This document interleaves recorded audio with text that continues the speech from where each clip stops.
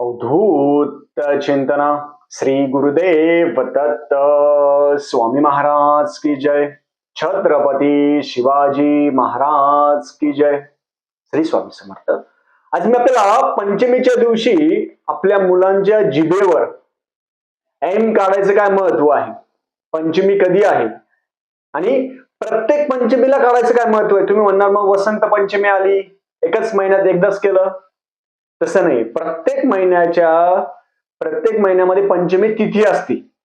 प्रथमा, द्वितीया, तृतीया, चतुर्थी आणि त्याच्यानंतर पंचमी ही तिथी असते.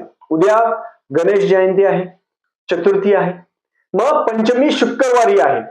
मग शुक्रवारी आपल्या लहान बाळ असेल, लहान असेल मोठे असेल, किती असेल, त्यांच्या जिभेवर ऐन का बरं काढायचं, काय कारण आहे, त्याच्याबद्दल मी आज पूर्ण माहिती सांगणार आहे.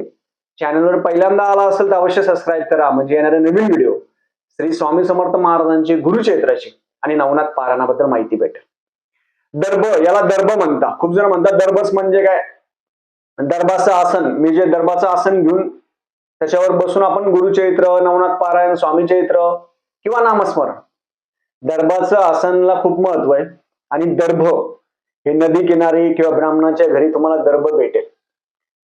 म्हणजे त्या दिवशी आपण काय करतो, पंचमीच्या दिवशी दर्भ असता, हा दर्भ, आणि दर्भानी मधानी जिभेवर ऐन काढायचं आहे. मग दर्भ नाही भेटलं तुम्हाला तर तुळशीच्या काडीने काढा, नाही तर सोन्याच्या काडीने काढा. आणि काढायचं महत्व काय, आपल्या जिभेवर सरस्वती वास करते. आणि लक्षात ठेवा, आपण जर जो मंत्र म्हणतो त्या मंत्राने उच्चार असतात. जसे आपल्याला आई वडिलांनी संस्कार केले तसं आपण बोलतो. विचार करा, मी जे सांगतोय तुम्हाला ते लक्षात ठेवा. आपल्या आई वडिलांनी जे आपल्याला संस्कार केले, आपण ज्या वातावरणात राहतो तसे संस्कार आपल्याला होत असतात. तुम्ही चांगल्या ठिकाणी राहा, तुम्हाला चांगले विचार येतील, चांगले विचार मनामध्ये येतील, चांगलं बोलणार तुम्ही आणि तुमचे विचार चांगले असतात. तुम्ही वाईट लोकांच्या संगतीमध्ये राहा, तुम्ही शिव्या, शाप, घाण बोलणं, वेगळं बोलणं, शिव्या देणं, हे असे वाईट ज्या संगतीमध्ये लोक राहत असतात तसे लोक आहे. म्हणून आपण कोणत्या संगतीमध्ये राहतो, कोणाच्या सोबत असतो ते खूप महत्वाचं आहे. शुक्रवारी काय करायचं, मी स्क्रीनवर दाखवेल आपल्याला. शुक्रवारी काय करायचं, आपल्या लहान मुलांना बसवायचं. लहान मुलं कोणते, 6 महिन्यापासून तर 20 वर्षापर्यंत, 25 वर्षापर्यंत हे लहान मुलं धरूया. आता 10वी 12वी ग्रॅज्युएशन चालू आहे. मग आपल्या मुलांना बसवायचं. शुक्रवारच्या दिवशी तुम्ही सकाळी बसवा, दुपारी बसवा, रात्री बसवा, काही प्रॉब्लेम नाही. हे दर्भ आहे, हे दर्भ तुम्हाला ब्राह्मणाच्या घरी भेटेल किंवा कुठेही जिथं स्टॉल असेल, जिथं मंदिर असेल तिथं दर्भाचं तुम्हाला भेटून जाईल, कुठेही भेटून जाईल. दर्भाचा प्रॉब्लेम नाही, कुठेही भेटेल. हे दर्भ आणायचे, पाण्यामध्ये भिजवायचे, आपल्या मुलांचं औक्षण करायचं. पहिले आपल्या मुलांना औक्षण करायचं, गंध अक्षदा मुलांना लावायचं. हे प्रत्येक पंचमीच्या दिवशी करायचं. तुम्ही म्हणणार एकदा केलं म्हणजे झालं, नाही, प्रत्येक पंचमीला करायचं. मुलांना बसवायचं, मुलगा असो मुलगी दोन्ही समान आहे. आपल्या घरामध्ये हे जे मुलं आहे हीच खरी संपत्ती आहे. संपत्ती हीच खरी आहे, लक्षात ठेवा. मग यांना गंधाक्षता फुल लावायचं. हे केल्यानंतर हे दर्भ मधामध्ये बुडून त्यांच्या जिभेवर एम काढायचं. एडक्याचं त्याच्यावर टिंब द्यायचं. एम हा सरस्वतीचा मंत्र आहे. एम काढायचं जिभेवर, मुलगा असेल मुलगी असेल दोघांना एम काढायचं. आणि नंतर तो दर्भ स्वच्छ धुवून आपण आपल्या देवघराच्या तिथं ठेवून देऊ शकता. परत पुढच्या वेळेस तो दर्भ आपण वापरू शकता. हे दर्भाचं असं महत्व आहे, याच्यावर बसून जर आपण जप केला, तप केला, हे सिद्ध होत असतं.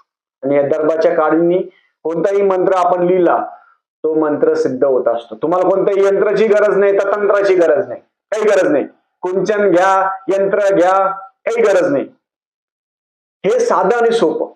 दर्भ नाही भेटला, तुळस आपल्या घरामध्ये, प्रत्येकाच्या घरामध्ये तुळशीची एक काडी असते. तुळशीची काडी घ्या, मधामध्ये बुडवा, आपल्या मुलांच्या याच्यावर एम काढा. तुम्ही स्वतः पण करू शकता. जे आध्यात्मिक सेवा करता, म्हणजे लहान मुलांवर करायचं का नाही, तुम्ही तुमचं स्वतः पण करू शकता. स्वतः एम काढा. याच्या वयाची लिमिट नाहीये.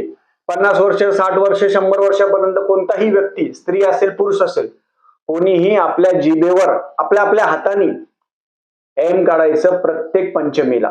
तुम्ही असं जर 12 पंचमी केले ना तर तुमच्या जिभेवर वाचा शक्ती प्राप्त होईल. सरस्वती मातेचा जो आशीर्वाद आहे तो प्राप्त होईल. त्याच्यासोबत सेवा कोणती करायची.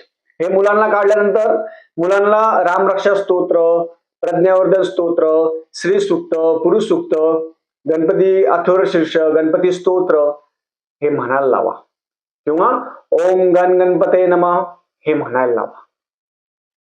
हे आपण काबर करतो याचं कारण आहे. खूप जण म्हणतात ना आता हे काबर करायचं, कशासाठी करायचं.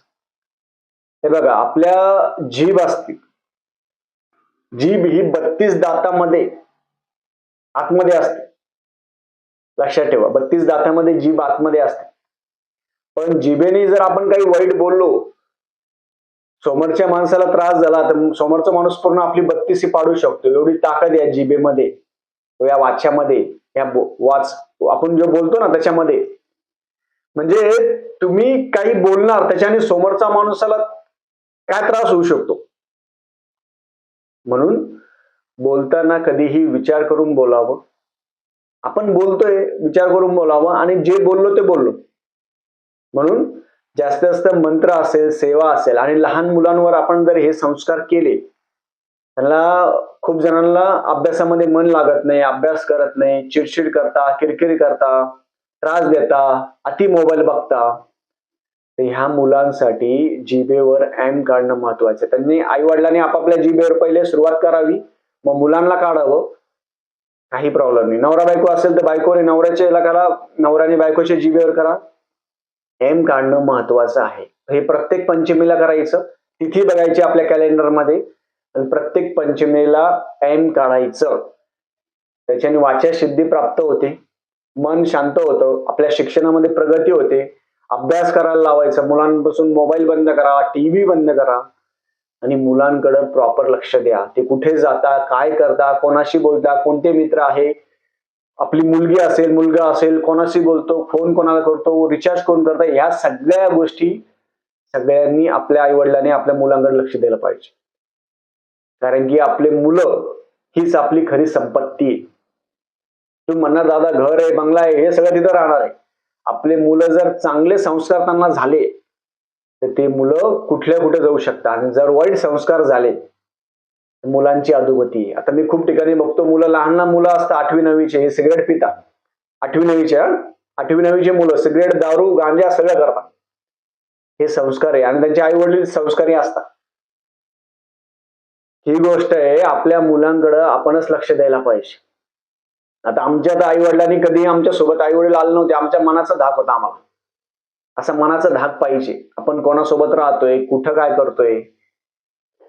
हे पंचमीच्या दिवशी प्रत्येकाने जिभेवर एम काढावं. मुलांना रोज प्रज्ञावर्धन स्तोत्र असेल, श्री सुक्त असेल, गणपती अथर्वशीर्ष असेल, गायत्री मंत्र असेल, महाराजांचा मंत्र असेल, तो मंत्र घ्यायला लावायचा. त्यांना घ्यायला लावायचं आणि तो मंत्र घेतल्यानंतर आपण ती सेवा आहे ती सेवा प्रत्येकाने करावी. अशा पद्धतीने प्रत्येकाने प्रत्येक पंचमीला, असं नाही येणारी पंचमी, प्रत्येक पंचमीला एम आहे तो जिभेवर काढावा. त्याच्याने आपल्याला वाचा सिद्धी प्राप्त होते. मनामध्ये मन स्थिर असतं, अभ्यासाला मन लागतं. खूप जणांना अभ्यास करताना झोप येते. तर तुम्ही जर प्रत्येक पंचमीला एम काढलं तर आपल्याला अभ्यास करताना मन झोप येणार नाही. मोबाईल बघताना झोपते का माणूस? गप्पा मारताना झोपतं का? टीव्ही बघताना झोपतं का? पण जेव्हा आपण अभ्यास करायला बसतो तेव्हाच झोप येते. त्यासाठी प्रज्ञावर्धन स्तोत्र, रामरक्षा स्तोत्र, गणपती अथर्वशीर्ष ही सेवा प्रत्येकाने करायला पाहिजे. आणि मनापासून सेवा केली तर आपल्याला त्याचा फळ भेटेल. आणि मुलांकडे अवश्य लक्ष द्यावं. त्यांच्या समोर बसून अभ्यास करा. आता लहान मुलं असेल तर ठीक आहे, 8वी 9वी 10वीच्या मुलांच्या समोर बसून अभ्यास करा. 10वी 12वीचा आता एक्झाम जवळ आली आहे, काहीच दिवस राहिले. 10वी 12वीचे मुलं असेल त्यांच्या समोर बसून अभ्यास त्यांना करायला लावा. मोबाईलचा वापर कमी करावा. झालेली सेवा मी महाराजांच्या रुजू करतो. श्री स्वामी समर्थ.